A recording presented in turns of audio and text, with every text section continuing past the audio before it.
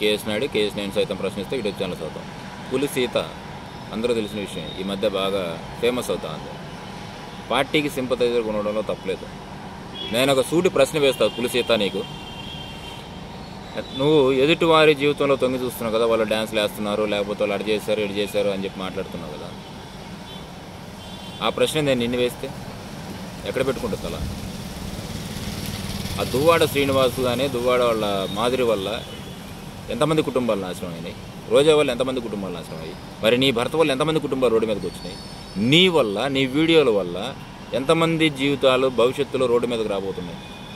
ఒకసారి ఆలోచించు. మీరు చేసేటటువంటి హావభావాలు ఎదుటివాడికి ఎంటర్టైన్మెంట్గా ఉండాలి. నటులు నటనకే పరిమితం ఉండాలి. రాజకీయాలకు వచ్చినప్పుడు రాజకీయాలు మాట్లాడాలి. వ్యక్తుల యొక్క వ్యక్తిత్వ హననానికి పాల్పడకూడదు. ఇంకొక సూడు ప్రశ్న సీత నీకు, రాష్ట్రం అద్భుతంగా ఉందా? కూరగాయల ధరలు పెరగలా? దాని మీద ఎందుకు వీడియో చేయవు? నిత్యావసర సరుకుల మీద ఎందుకు వీడియో చేయవు?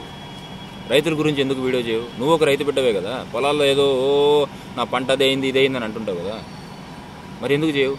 ఎంతసేపటికి వాళ్ళ మీద వీళ్ళ మీద వాళ్ళ డ్యాన్సులు వీయవేనా? మనం చేసే డ్యాన్సులు కాదా? మనం చేసేటటువంటి మాటలు అవి కాదా? నీకు తగలవా? నీకైనా వ్యక్తిత్వం ఉండేది? మొన్న ఏదో వీడియో చూసాను, అడి చేశారు నా బిడ్డలను అది ఇది. మరి నీ బిడ్డల దగ్గరికి వస్తే నీకెంత బాధ వేస్తుందో వాళ్ళకి రాదా? మనం ఎవరి మీద అయితే వీడియో చేస్తున్నామో వాళ్ళ తల్లిదండ్రులకు బాధ ఉండదా?